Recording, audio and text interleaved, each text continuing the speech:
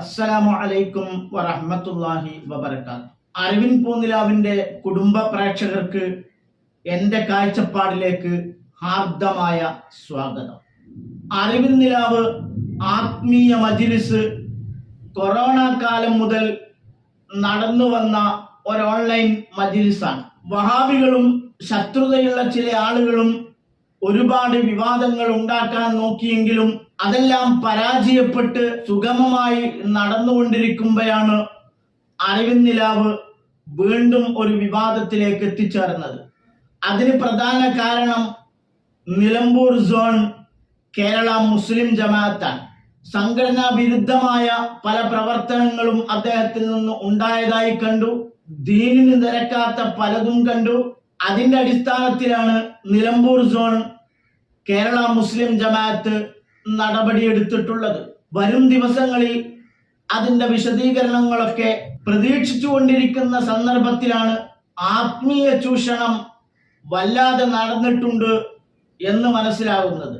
ഭാര്യയെയും മകളെയും ലൈംഗിക പീഡനത്തിന് ഇരയാക്കിയിട്ടുണ്ട് എന്ന ഭർത്താവിന്റെ പരാതി, വൻ സാമ്പത്തിക തട്ടിപ്പ് നടത്തിയിരിക്കുന്നു എന്ന വാർത്തകൾ, ഇതൊക്കെ നമ്മെ വല്ലാതെ നടുക്കിക്കൊണ്ടിരിക്കുകയാണ്. അതിനെക്കുറിച്ചാണ് എൻ്റെ കാഴ്ചപ്പാടിൽ നിങ്ങളോട് പങ്കുവെക്കാനുള്ളത്. വിഷയത്തിലേക്ക് വരുന്നതിന് മുമ്പ് എൻ്റെ കാഴ്ചപ്പാടിന് ഒന്ന് ചുറ്റി സഞ്ചരിക്കേണ്ടതുണ്ട്. രാജ്യം ഭരിച്ചുകൊണ്ടിരിക്കുന്നത് BJP സർക്കാരാണ്. BJPയുടെ നേതാവ് നരേന്ദ്രമോദിയാണ് ഇന്ത്യൻ പ്രധാനമന്ത്രി. തീർത്തു പറയാൻ ഞാൻ ആഗ്രഹിക്കുന്നു, ജൂൺ 4 നമുക്ക് വ്യക്തമാകാൻ പോകുന്നത് നരേന്ദ്രമോദി സർക്കാർ ഇതോടുകൂടി അവസാനിച്ചിരിക്കുന്നു. ഇന്ത്യ മുന്നണി അധികാരത്തിൽ വരും. ഇന്ത്യ മുന്നണി ഭരിക്കുമെന്ന കാര്യത്തിൽ യാതൊരു തർക്കവും നമ്മുടെ പ്രേക്ഷകർക്ക് വേണ്ട. കുറിച്ചു വെച്ചോളൂ, ജൂൺ 4 നമുക്ക് കാണാവുന്ന പരമസത്യമാണ്. എന്നാൽ നരേന്ദ്രമോദി ഭരണമുറപ്പിക്കാൻ വേണ്ടി കന്യാകുമാരിയിൽ സ്വാമി വിവേകാനന്ദ പാറയിൽ ചെന്നുകൊണ്ട് 45 മണിക്കൂർ ധ്യാനത്തിലിരിക്കുകയാണ് എന്ന് പ്രതിപക്ഷങ്ങൾ മുറവിളി കൂട്ടിക്കൊണ്ടിരിക്കുകയാണ്. വോട്ട് ബാങ്ക് ലക്ഷ്യം വെച്ചുകൊണ്ടാണത്രേ അദ്ദേഹം ധ്യാനത്തിലിരിക്കുന്നത്. ആത്മീയ ചൂഷണമാണെന്നാണ് പ്രതിപക്ഷം ഉയർത്തിവിട്ട അമ്പ്. അതുപോലെ തന്നെ കർണാടകയിലുള്ള ഉപമുഖ്യമന്ത്രി D. ശിവകുമാർ പത്രസമ്മേളനം നടത്തി. ആ പത്രസമ്മേളനത്തിൽ അദ്ദേഹം വെളിപ്പെടുത്തിയിരിക്കുന്നത് കർണാടക ഗവൺമെന്റിനെ താഴെയിറക്കാൻ വേണ്ടി ഇന്ന് കേരളത്തിൽ കണ്ണൂരിലുള്ള രാജരാജേശ്വരി ക്ഷേത്രത്തിന്റെ പരിസരത്ത് 52ഓളം മൃഗബലി നടത്തിയെന്ന് ദേവസ്വം മന്ത്രി K. രാധാകൃഷ്ണൻ അത് നിഷേധിച്ചിട്ടുണ്ട്. ഒരു സംസ്ഥാനത്തെ ഉപമുഖ്യമന്ത്രിയാണ് വെളിപ്പെടുത്തിയിരിക്കുന്നത്.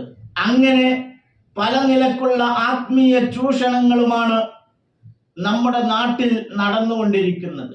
മാത്രവുമല്ല, മുജാഹിദ് പ്രസ്ഥാനം KNM എന്ന ഒരൊറ്റ ലേബലിൽ ആയിരുന്നു 2013 വരെ അറിയപ്പെട്ടിരുന്നത്. എന്നാൽ ഇപ്പോൾ കഥ മാറിയിരിക്കുകയാണ്. പല കഷ്ണങ്ങളായി മുജാഹിദ് പ്രസ്ഥാനം ഭിന്നിച്ചിരിക്കുകയാണ്. കേവലം AP സമസ്ത, EK സമസ്ത, സംസ്ഥാന കേരള ജമിയത്തുൽ ഉലമ തുടങ്ങി സുന്നി സംഘടനകൾ ഭിന്നിച്ചതുപോലെ ശാഖാപരമായ, സംഘടനാപരമായ, രാഷ്ട്രീയപരമായ വിഷയത്തിന്റെ പേരിലല്ല അവർ ഭിന്നിച്ചിട്ടുള്ളത്. മുജാഹിദ് പ്രസ്ഥാനം ഭിന്നിച്ചിട്ടുള്ളത് തികച്ചും തൗഹീദിന്റെ പേരിലാണ്. ഇസ്ലാമിന്റെ അടിത്തറ തന്നെ തൗഹീദാണ്. ആ അടിത്തറയുടെ പേരിലാണ് അവർ ഭിന്നിച്ചിട്ടുള്ളത്. അതുകൊണ്ട് തന്നെ കേരളത്തിൽ അങ്ങോളം ഇങ്ങോളം മുജാഹിദ് പണ്ഡിതന്മാരുടെ പ്രഭാഷണത്തിൽ നാം കേൾക്കുന്നത് എതിർ ഗ്രൂപ്പുകാരൻ മുശ്രിക്കാണെന്ന് വിളിച്ചു പറയുന്നതാണ്. അവൻ ബഹുദൈവ വിശ്വാസിയാണെന്ന് വിളിച്ചു പറയുന്നതാണ്. അങ്ങനെ പറയാൻ കാരണം അവർ തൗഹീദിന്റെ പേരിലാണ് ഭിന്നിച്ചിട്ടുള്ളത്. മുജാഹിദ് പ്രസ്ഥാനത്തിൽ നിന്ന് ഭിന്നിച്ചിട്ടുള്ള ഒരു മുജാഹിദ് ഗ്രൂപ്പാണ് wisdom Islamic organisation. Wisdom Islamic ഓർഗനൈസേഷനെ സംബന്ധിച്ച് എതിർ ഗ്രൂപ്പുകാർ പറയുന്നത് അവർ ജിന്നിനോട് പ്രാർത്ഥിച്ചാൽ ശിർക്കല്ലെന്ന് പറയുന്നവരാണ്. ജിന്നിനോട് സഹായം ചോദിക്കൽ ജോസഫിനോടോ മുഹമ്മദിനോടോ സഹായം ചോദിക്കുന്നത് പോലെ അനുവദനീയമാണെന്നാണ് അവർ പറഞ്ഞിട്ടുള്ളത്. പിന്നീട് അവർ ഹറാമാക്കി. എന്നാലും ജോസഫ് വിട്ടിട്ടില്ല. ജോസഫ് വിടാത്തത് കൊണ്ട് തന്നെ ജോസഫിനോട് ചോദിക്കൽ ഹറാമാണോ എന്ന് വെളിപ്പെടുത്തേണ്ടതുണ്ട്. അപ്പോഴാണ് എതിർ ഗ്രൂപ്പുകാരായ KNM-ഉം മർക്കസുദ്ദാവയും പറഞ്ഞത് വിസ്ഡം ഇസ്ലാമിക് ഓർഗനൈസേഷൻ അത് ജിന്നൂരി പ്രസ്ഥാനമാണ്. അള്ളാഹുവിനെ പേടിക്കുന്നത് പോലെ ജിന്നുകളെ പേടിക്കുന്നവരാണവർ. അള്ളാഹുവിനോട് ചോദിക്കുന്നത് പോലെ ജിന്നുകളോട് ചോദിക്കുന്നവരാണവർ. അവർ ബഹുദൈവ വിശ്വാസികളാണ് എന്ന് പറയുന്നത്. വേറെ പല പണി നോക്കല്ലേ, തോപ ചെയ്ത് ജയമത്തിൽ നമുക്ക് ഒരു കത്ത് കൊടുത്തിട്ട് തെറ്റ് പറ്റിപ്പോയി പൊറുക്കണം എന്ന് അറിഞ്ഞോളി, ഇങ്ങോട്ട് വന്നോളി, നമ്മൾ നിങ്ങളെ സ്വീകരിക്കും. മനസ്സിലായോ? ആദർശപ്പുറത്തിലേക്ക് വരി. അള്ളാഹുവിനെ പേടിക്കുന്നത് പോലെ ജിന്നുകളെ പേടിക്കുന്ന നിങ്ങളെ ഞങ്ങൾ പേടിക്കൂല. അല്ലാണ്ട് തേടുന്നമാര് ജിന്നോട് തേടുന്ന നിങ്ങളെ ഞങ്ങൾ വിശ്വസിക്കൂല. കപടന്മാരാ നിങ്ങള്, ബഹുദൈവ വിശ്വാസികളാ നിങ്ങള്. അതൊക്കെ മാറ്റിയിട്ട് തൗഹീദിലേക്ക് സന്തോഷത്തോടെ കടന്നു വരൂ. ഇരിക്കട്ടെ, ഞാൻ ആ വിഷയത്തിലേക്കല്ല ഇപ്പോൾ വരുന്നത്. ആ സമയത്താണ് മുജാഹിദ് ബാലുശ്ശേരി പറഞ്ഞത് നമുക്കൊരു ജിന്ന് ചികിത്സാ കേന്ദ്രം തുടങ്ങണമെന്ന്. പറയാനുള്ള എന്താ വെച്ചാൽ തൗഹീദിന്റെ റുഖിയ ചികിത്സ നടത്തുന്ന കേന്ദ്രങ്ങൾ സലഫി പ്രസ്ഥാനം ഉണ്ടാക്കണം എന്നുള്ള അഭിപ്രായക്കാരനാണ്. നിങ്ങൾക്ക് എന്ത് തോന്നിയാലും, നിങ്ങൾ ഇതിന് എന്ത് വ്യാഖ്യാനിച്ചാലും ഒരു പ്രശ്നമില്ല. അത് പെണ്ണുങ്ങളേക്ക് രമിക്കാനാണ് എന്ന് നാളിതുവരെയുള്ള ചരിത്രത്തിൽ സമസ്തക്കാർ പറഞ്ഞ. അതുകൊണ്ട് നബീന്റെ ഒരു സുന്നത്തിൽ നിന്നുകൊണ്ടുള്ള ജിന്ന് ചികിത്സ നടത്തൽ അനിവാര്യമാണ്. നിങ്ങൾ ആലോചിച്ച് നോക്കുന്നത്, സെൽഫികളായ ആളെടുത്ത് വരുമ്പോ ജിന്നർക്കൽ എന്നൊരു സംഗതി ഇല്ല എന്നുള്ളിടത്തിലേക്ക് നമ്മുടെ ആളുകളെ പോക്ക്. അത് നിങ്ങൾക്ക് ഈയിടെ നടന്ന എല്ലാ KNM-ന്റെ KJ-ന്റെ പ്രസംഗങ്ങൾ ശ്രദ്ധിച്ചാൽ നിങ്ങൾക്ക് മനസ്സിലാവും. അപ്പൊ എന്താ ഉണ്ടാവുക? ജിന്നുബാധയത്തെ പ്രശ്നം ഉണ്ടാകുന്ന ഒരു കുട്ടിനെയും കൊണ്ട് വീട്ടുകാരടങ്ങിക്കുവോ? അവരെ നേരെ ഖുറാഫുകൾ എടുത്തു പോവും, ഷിർക്കിന്റെ ചികിത്സ ചെയ്യും. അങ്ങനെ ഷിർക്കിലായവർ മരിച്ചു പോവും. ആത്മീയ തട്ടിപ്പിന്റെ ഒന്നാം കവാടം തുറന്നു കൊടുക്കുകയാണ് മുജാഹിദ് ബാലുശ്ശേരി. മുജാഹിദ് ബാലുശ്ശേരിയുടെ പ്രഭാഷണം വിവാദമായതിനെ തുടർന്ന് പരസ്യമായി വിസ്ഡം ഇസ്ലാമിക് ഓർഗനൈസേഷൻ ജിന്ന് ചികിത്സാ കേന്ദ്രം തുടങ്ങുന്നത് നിർത്തിവെച്ചു. രഹസ്യമായി അവർ പലയിടത്തും ജിന്ന് ചികിത്സാ കേന്ദ്രം ആരംഭിച്ചു. അതിൽപ്പെട്ട ഒരു ജിന്ന് ചികിത്സാ കേന്ദ്രമാണ് മഞ്ചേരിയിൽ ആരംഭിച്ചത്. മഞ്ചേരിയിൽ ആരംഭിച്ച ഉടനെ തന്നെ കരൾ രോഗം ബാധിച്ച ഒരു ചെറുപ്പക്കാരനെ ജിന്ന് ചികിത്സാ കേന്ദ്രത്തിൽ അഡ്മിറ്റ് ചെയ്തു. നിലമ്പൂർ കരളായിയിൽ കഴിഞ്ഞ ദിവസം മരിച്ച ഫിറോസിന്റെ മരണം വ്യാജ ചികിത്സാ കേന്ദ്രത്തിലെ കൊടിയ പീഡനം മൂലമാണെന്ന് തെളിയിക്കുന്ന റിപ്പോർട്ടുകളാണ് പുറത്തുവരുന്നത്. മരിക്കുന്നതിന് മുൻപ് യുവാവ് തന്റെ സുഹൃത്തിനയച്ച വോയിസ് ക്ലിപ്പുകളാണ് ഇപ്പോൾ പുറത്തുവന്നത്. മുജാഹിദ് വിഭാഗത്തിന്റെ ഉടമസ്ഥതയിൽ ജിന്ന് വിഭാഗം നേതൃത്വം നൽകുന്ന ചികിത്സാ കേന്ദ്രത്തിൽ വെച്ചാണ് ഫിറോസ് ക്രൂരമർദ്ദനത്തിന് ഇരയായത്. സംഭവത്തെക്കുറിച്ച് പറയപ്പെടുന്നത് ഇങ്ങനെയാണ്. ലിവർ സിറോസിസ് അസുഖം പിടിപെട്ട ഫിറോസ് അലോപ്പതി ചികിത്സ തുടർന്നു. പിന്നീട് ആയുർവേദ ചികിത്സയിലേക്ക് മാറി. അസുഖം ഭേദമായി വരുന്നതിനിടെ ചിലർ ബന്ധുക്കളെ സ്വാധീനിച്ച് മഞ്ചേരി ചരണിയിലെ ജിന്ന് ചികിത്സാ കേന്ദ്രത്തിലേക്ക് ഫിറോസിനെ എത്തിച്ചു. അവനെ പരിശോധിച്ച വിസ്ഡം ഇസ്ലാമിക് ഓർഗനൈസേഷന്റെ മൗലവി അവന്റെ വയറ് പരിശോധിച്ചുകൊണ്ട് പറഞ്ഞത് അവന് കരൾ രോഗമില്ല, അവന്റെ വയറ്റിലുള്ളത് ഗണപതിയാണെന്നാണ്. കരൾ രോഗമല്ലെന്നും വയറിൽ ഗണപതിയാണെന്നും അതില്ലാതാക്കാൻ സ്ഥാപനത്തിൽ താമസിച്ച് ചികിത്സിക്കണമെന്നും ഫിറോസിനോട് നിർദ്ദേശിച്ചു. ഗണപതി ആരാണെന്ന് ഞാൻ നിങ്ങൾക്ക് പറഞ്ഞു തരേണ്ടതില്ല. ഹൈന്ദവരുടെ ഒരു ദൈവമാണ് ഗണപതി. ആ ഗണപതിയാണത്രേ ചെറുപ്പക്കാരന്റെ വയറ്റിൽ കുടിയേറി താമസിക്കുന്നത്. ഈ ഗണപതിയെ ചെറുപ്പക്കാരന്റെ വയറ്റിൽ നിന്ന് ഇല്ലായ്മ ചെയ്യണമെങ്കിൽ ദിവസം 10,000 രൂപ ആവശ്യപ്പെട്ടുകൊണ്ടാണ് വിസ്ഡം ഇസ്ലാമിക് ഓർഗനൈസേഷന്റെ മൗലവിമാർ അവനെ ചികിത്സിച്ചു കൊള്ളാമെന്ന് പറഞ്ഞത്. ഓരോ ദിവസവും ആ കുടുംബം 10,000 രൂപ വീതം മൗലവിമാർക്ക് കൊടുത്തു. ഒരു ദിവസത്തേക്ക് 10,000 രൂപ ഇവരിൽ നിന്ന് വാങ്ങുകയും ചെയ്തു. ആത്മീയ ചികിത്സയുടെ മറവിൽ തട്ടിപ്പ് നടത്തുകയും ക്രൂരമായി അവനെ പീഡിപ്പിക്കുകയും ചെയ്തു. അവസാനം ആ ചെറുപ്പക്കാരന് വിസ്ഡം ഇസ്ലാമിക് ഓർഗനൈസേഷന്റെ ആത്മീയ ചൂഷണത്തിനിരയായ കാരണത്താൽ, ആത്മീയ തട്ടിപ്പിനിരയായ കാരണത്താൽ വൻ സാമ്പത്തിക നഷ്ടമുണ്ടായെന്ന് മാത്രമല്ല അവന്റെ ജീവൻ വരെ നഷ്ടപ്പെട്ടുപോയി. 26 ദിവസം നീണ്ട ചികിത്സാ കാലഘട്ടത്തിനിടെ തനിക്ക് ഭക്ഷണം നൽകാതെയും തന്നെ ക്രൂരമായി ശാരീരികവും മാനസികവുമായി പീഡിപ്പിക്കുകയും ചെയ്തെന്നും ഫിറോസ് ഓഡിയോ ക്ലിപ്പിൽ വ്യക്തമാക്കുന്നുണ്ട്. പക്ഷേ ഇതധികമാരും ചർച്ച ചെയ്തില്ല. ഒരൊറ്റ മുഖ്യധാരാ മാധ്യമങ്ങളും ഇത് ചർച്ചക്കെടുക്കാതെ പോയത് എന്തുകൊണ്ട്? എന്റെ കാഴ്ചപ്പാടിൽ അതേക്കുറിച്ചാണ് എനിക്ക് ചോദിക്കാനുള്ളത്. മനുഷ്യരെ കൊന്നുതള്ളുകയാണ് ആര്? മന്ത്രവാദികൾ. നിങ്ങൾ നോക്കൂ, ഇത്തരം ചികിത്സകൾക്ക് തെളിവ് ഉദ്ധരിച്ച പുസ്തകം പച്ച മലയാളത്തിലാണ്. ഇത് ആർക്കും വന്ന് വായിച്ചു നോക്കാം. ഈ പുസ്തകം പുറത്തിറക്കിയത് വിസ്റ്റം എന്ന് പറയുന്ന വിഭാഗമാണ്. അവർ ഔദ്യോഗികമായി പുറത്തിറക്കിയ പുസ്തകമാണ്. ഈ പുസ്തകത്തിൽ ഒരു തെളിവ് കൊണ്ടുവരുന്നുണ്ട്. ഇതിന്റെ 116-ാമത്തെ പേജിൽ ഇന്നും രഹസ്യമായി ജിന്നു ചികിത്സാ കേന്ദ്രങ്ങളും ജിന്നു ചികിത്സകളും നടന്നുകൊണ്ടിരിക്കുന്നു. മാത്രവുമല്ല, ഷംസുദ്ദീൻ പാലത്തിനെ ഒരു സമയത്ത് അറസ്റ്റ് ചെയ്തു. പെൺവിഷയവുമായി ബന്ധപ്പെട്ടുകൊണ്ടാണ് അറസ്റ്റ് ചെയ്തിട്ടുള്ളത്. സുഹൈർ ചുങ്കത്തറയെ പെൺവിഷയത്തിൽ പിടിക്കപ്പെട്ടതായി ആരോപണമുണ്ടായിരുന്നു. അതൊന്നും ചർച്ച ചെയ്യാൻ ഇവിടെ ഒരാളും തയ്യാറായില്ല. ഞാൻ വിഷയത്തിലേക്ക് വരികയാണ്. ഭർത്താവ് ഗൾഫിലാണ്. ഉമ്മയും മകളും മാത്രമാണ് വീട്ടിൽ താമസിക്കുന്നത്. ഒരാത്മീയ ചൂഷകൻ ഈ വീട്ടിലെത്തുകയാണ്. ഭർത്താവിന് ജോലി നഷ്ടപ്പെടും. ഭർത്താവിന് ഒരുപാട് പ്രയാസങ്ങൾ ഉണ്ടാകും. വൻ സാമ്പത്തിക നഷ്ടങ്ങൾ ഉണ്ടാകും.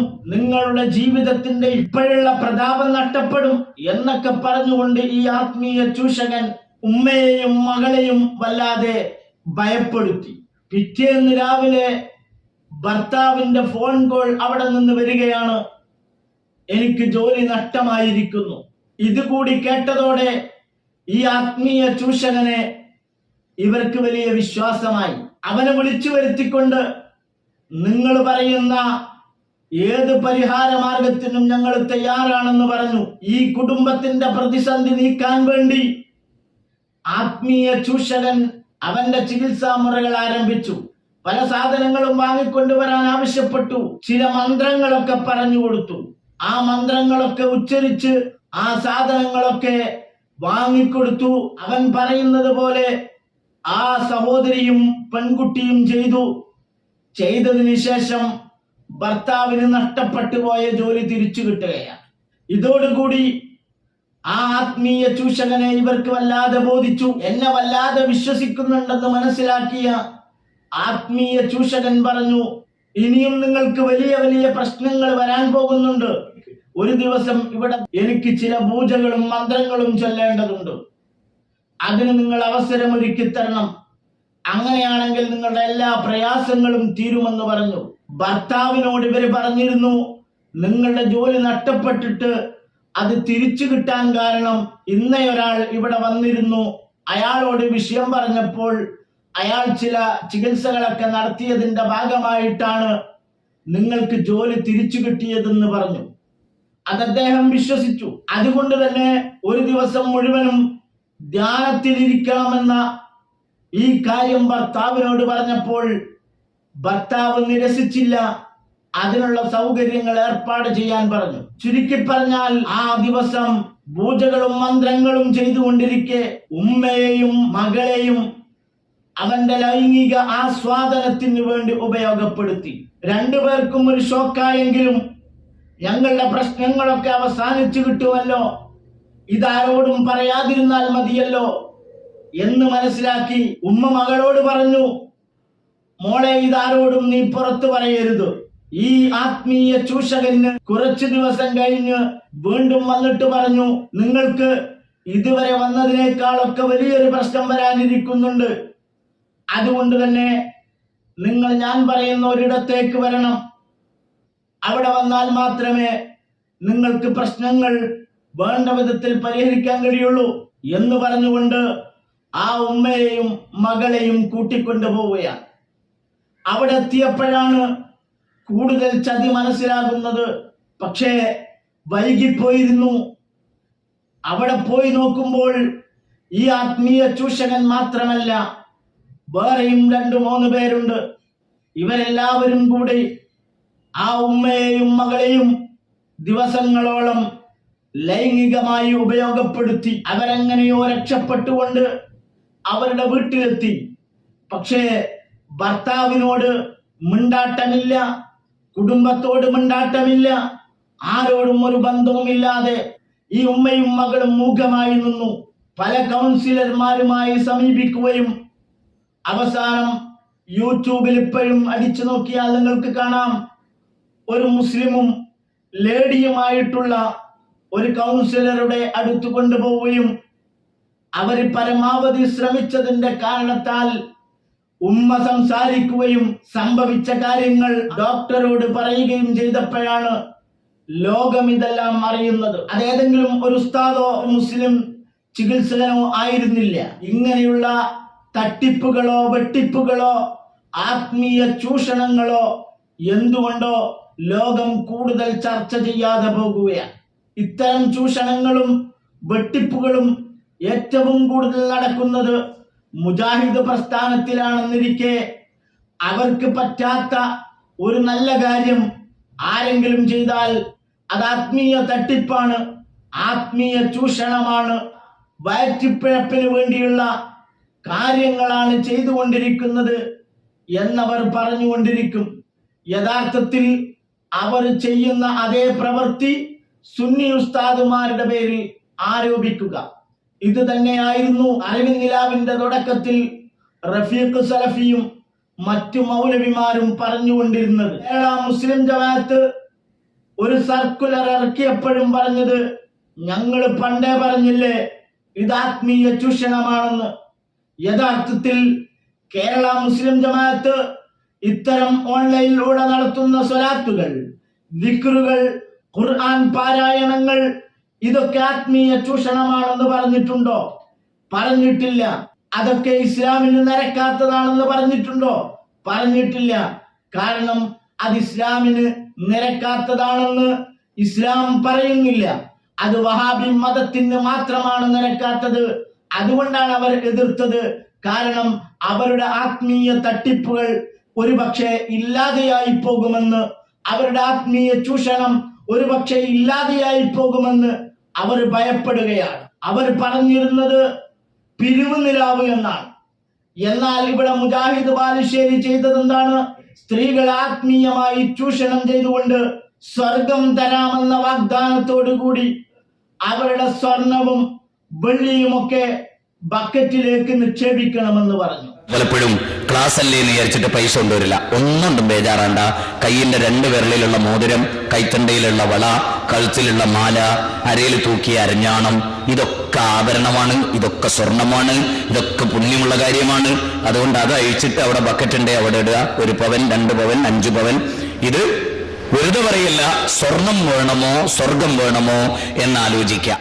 അതിനേക്കാളും വലിയ സംഖ്യ ഉണ്ടെങ്കിൽ അത് അദ്ദേഹത്തിന്റെ അക്കൗണ്ടിലേക്ക് നിക്ഷേപിക്കണമെന്ന് പറഞ്ഞു. വലിയ സംഖ്യ തരാൻ ഉദ്ദേശിക്കുന്നവർ ഞാനുമായി ബന്ധപ്പെട്ട് നമ്പർ വാങ്ങി അഡ്രസ് വാങ്ങി അത് അയച്ചു തരിക. ഈ ആത്മീയ തട്ടിപ്പൊന്നും ചർച്ച ചെയ്യാൻ റഫീഖ് സലഫിയെ നമ്മൾ കണ്ടിട്ടില്ല. എന്നാൽ ആത്മീയ തട്ടിപ്പൊന്നും നടത്താത്തവരെ ആത്മീയ തട്ടിപ്പന്മാരാണെന്ന് വിളിച്ചു പറയുകയാണ്. ഇതാണ് ഇന്ന് നടന്നുകൊണ്ടിരിക്കുന്നത്. അവനവൻ ചെയ്യുന്ന പ്രവൃത്തി മറ്റുള്ളവരിലേക്ക് വെച്ചു കെട്ടുകയാണ്. അറിവിൻ നിലാവിനെ എതിർക്കാനുണ്ടായ കാരണം, അതിൽ നിന്ന് നിലമ്പൂർ സോണിലുള്ളവർ വിട്ടുനിൽക്കണമെന്ന് പറയാനുള്ള കാരണം, അവിടെയുള്ള ആളുകൾ ദീനിന് നിരക്കാത്തതായി വല്ലതും കണ്ടിട്ടാവാം, സംഘടനാ വിരുദ്ധമായി വല്ലതും കണ്ടിട്ടാവാം. തുടക്കത്തിൽ അതിനെ എതിർക്കാതിരുന്നത് കാണാത്തൊരു കാര്യത്തിന്റെ പേരിൽ നടപടിയെടുക്കേണ്ടതില്ല. കാരണം നമ്മൾ വഹാബികളല്ല. യാഥാർത്ഥ്യം പരിശോധിച്ച് പരാതികളിൽ കയമ്പുണ്ടെന്ന് തോന്നിയാൽ മാത്രമേ ഒരാൾക്കെതിരെ നമ്മൾ നടപടിയെടുക്കാറുള്ളൂ. അതിന്റെ പേരിൽ ആത്മീയ ചൂഷണം നടത്തി, ആത്മീയ വെട്ടിപ്പ് നടത്തി, സ്ത്രീ ലംബടനാണെന്നൊക്കെ പലരും പറഞ്ഞുകൊണ്ടിരിക്കുന്നു. ദീനിന് നിരക്കാത്തത് എന്താണെന്നുള്ളത് ഇതുവരെ നിലമ്പൂർ സോൺ കമ്മിറ്റി പുറത്തുവിടാത്ത സാഹചര്യത്തിൽ അത്തരം കുപ്രചരണങ്ങളിൽ മുസ്ലിം സമുദായം പെട്ടുപോകരുതെന്ന് മാത്രമേ ഈ അവസരത്തിൽ എന്റെ കാഴ്ചപ്പാടിന് ഓർമ്മപ്പെടുത്താനുള്ളൂ. വസ്സലാമു അലൈക്കും വറഹ്മത്തുള്ളാഹി.